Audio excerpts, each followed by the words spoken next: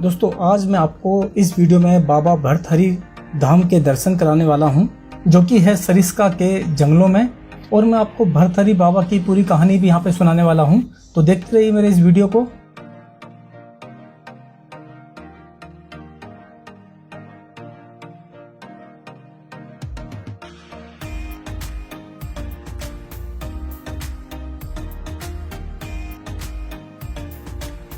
एक समय श्री गोरखनाथ जी अपने शिष्यों के साथ भ्रमण करते हुए उज्जैनी के राजा श्री भर्तहरि महाराज के दरबार में पहुंचे।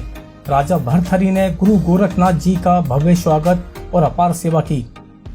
दोस्तों please subscribe travel foodie channel और बेल आइकन को प्रेस करें ताकि मेरे आने वाले नई वीडियो का नोटिफिकेशन आपको सबसे पहले मिल जाए। राजा की सेवा से श्री गुरु गोरखनाथ जी अति प्रसन्न हुए। श्री गोरखनाथ जी जब अपने शिष्यों के साथ जाने लगे तो राजा ने उनको श्रद्धापूर्ण नमन और प्रणाम किया। गोरखनाथ जी उसके अभिवादन से बहुत गदगद हो गए। तभी उन्होंने झोले में से एक फल निकाल कर राजा को दिया और कहा, यह अमर फल है, जो इसे खा लेगा वह कभी बूढ़ा नहीं होगा, कभी रोगी नहीं होगा, हमेशा जवान व सुंदर रहेगा।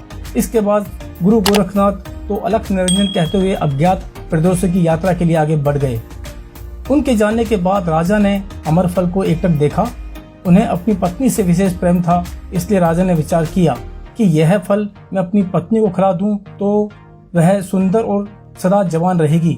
यह सोचकर राजा ने वह अमर फल रानी को दे दिया और उसे फल की विशेषता भी बता दी।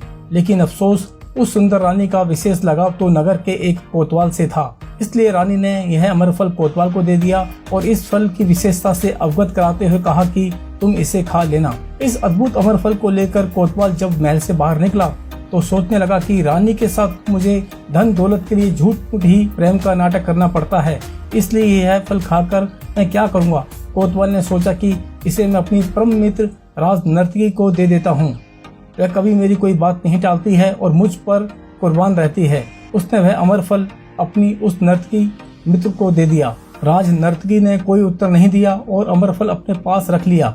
कोतवाल के जाने के बाद उसने सोचा कि कौन मूर्ख यह पापी जीवन लंबा जीना चाहेगा। मैं अब जैसी हूँ वैसी ही ठीक हूँ, लेकिन हमारे राज्य का राजा बहुत अच्छा है। यह सोचकर उसने किसी प्रकार से राजा से मिलने का समय लिया और एकांत में उस अमर फल की विशेषता सुनाकर उसे राजा को दे दिया और कहा, महाराज आप इसे खा लेना, क्योंकि आपका जीवन हमारे लिए अनमोल है। राजा फल को देखते ही पहचान गए और सन्न रह गए। गहन पूछताछ करने से जब पूरी बात मालूम हुई तो राजा को उसी क्षण अपने राजपाट सहित रानियों से विरक्ति हो गई। इस संसार की मोहमाया को त्याग कर भर्तहरि महाराज वैरागी हो गए और राजपाट छोड़कर श्री गुरु गोरखनाथ की शरण में चले गए। उसके बाद उन्होंने वहीं वैराग्य पर 100 श्लोक लिखे, जो कि वैराग्य शतक के नाम से प्रसिद्ध है। उससे पहले अपने शासनकाल में वे श्रृंगार शतक और नीति शतक नामक 2 सांस्कृतिक काव्य लिख चुके थे। तो दोस्तों ये थी बाबा भर्तहरि की कहानी। यदि आपको अच्छी लगी है तो प्लीज मेरे इस वीडियो को लाइक करें और मेरे इस चैनल को सब्सक्राइब करें। Thank you.